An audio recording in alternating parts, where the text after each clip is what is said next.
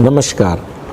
Hair transplant के बाद हमें विटामिन लेनी चाहिए या नहीं लेनी चाहिए, लेनी है तो क्यों लेनी है और कौन सी लेनी है, इस बारे में मैं आपसे बात करूँगा। विटामिन्स क्या होते हैं, विटामिन्स क्या क्या आते हैं, जैसे बी कॉम्प्लेक्स है, विटामिन बी अपन सब जानते हैं, विटामिन डी है, विटामिन सी है, विटामिन ए है, डी है, के है। वाटर सॉल्युबल और non water fat soluble vitamin दो मेजर कैटेगरी में आते हैं। इनकी प्रॉपर्टी क्या है, बहुत ही सूक्ष्म मात्रा में भोजन में अवेलेबल होते हैं। ये काम क्या करते हैं, मेटाबॉलिज्म, हमारे शरीर की जो क्रियाएं हैं, जो भी सिंथेटिक एक्टिविटीज है, कुछ चीज़ों की बनाने की निर्माण प्रक्रिया है, उसके अंदर ये इम्पोर्टेंट रोल अदा करते हैं, कैटलिस्ट का रोल अदा करते हैं। यह उन मैकेनिज्म्स को पूर्ण करने के लिए ये आवश्यक होते हैं। जैसे हार्मोन्स होते हैं वैसे ये भी होते हैं। तो इनका होना अत्यधिक आवश्यक है और इनकी कमी होने पे विभिन्न प्रकार के लक्षण या बीमारियां डेवलप होती है। हर बीमारी का अपना एक अलग लक्षण होता है। विटामिन ए नहीं होता है तो कलर ब्लाइंडनेस हो जाती है, विटामिन डी नहीं होता तो आयरन, आपके जो बोन्स है वो कैल्शियम और फास्फोरस को एब्जॉर्ब नहीं करती, बोन्स कमज़ोर हो जाती, मसल पेन होते, अर्ली ग्रेइंग ऑफ हेयर हो जाता है। विटामिन B12 नहीं होने से बहुत ज़्यादा वीकनेस आती है, डिप्रेशन भी हो सकता है इवन, और विभिन्न प्रकार की प्रॉब्लम होती है, स्कर्वी हो जाती है विटामिन सी से। तो ऐसे बहुत सारी बीमारियां हैं जो इनकी डेफिशिएंसी से हो जाती है। अब हेयर ट्रांसप्लांट के बाद इसको लेना है या नहीं लेना है, उसके लिए मैं आपको कहूँगा आपको लेना चाहिए।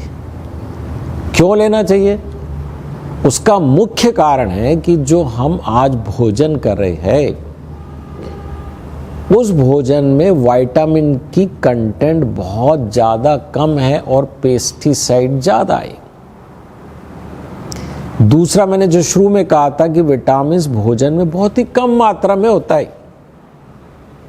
पहले आदमी इतना काम करता था, इतना भोजन करता था, अब आदमी इतना कम काम करता है फिजिकल, तो भोजन कम करता है, तो ऑलरेडी उसके अंदर विटामिन की मात्रा की सप्लाई आपको कम हो गई।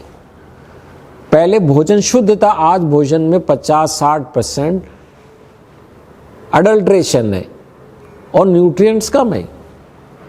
तो न्यूट्रिएंट्स कम होने से हमारे शरीर में सबसे पहले इंपॉर्टेंट ऑर्गन को सप्लाई होता है, हार्ट, लंग, लिवर, ब्रेन को, क्योंकि ये जरूरी है, ये काम नहीं करेंगे तो बंद हो जाएगी मशीन। बाल इंपॉर्टेंट नहीं है, तो कम मात्रा में भोजन के द्वारा प्राप्त हुआ न्यूट्रिएंट्स इंपॉर्टेंट ऑर्गन्स को जाता है, बाल को नहीं जाता है।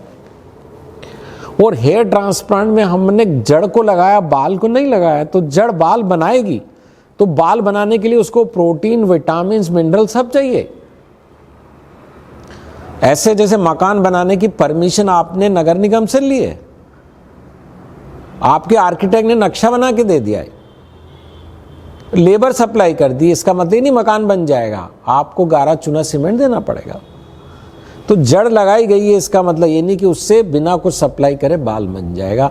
अतः आपको प्रचुर मात्रा में विटामिन होने चाहिए, या तो भोजन से मिले या एक्सटर्नल सोर्स से मिले।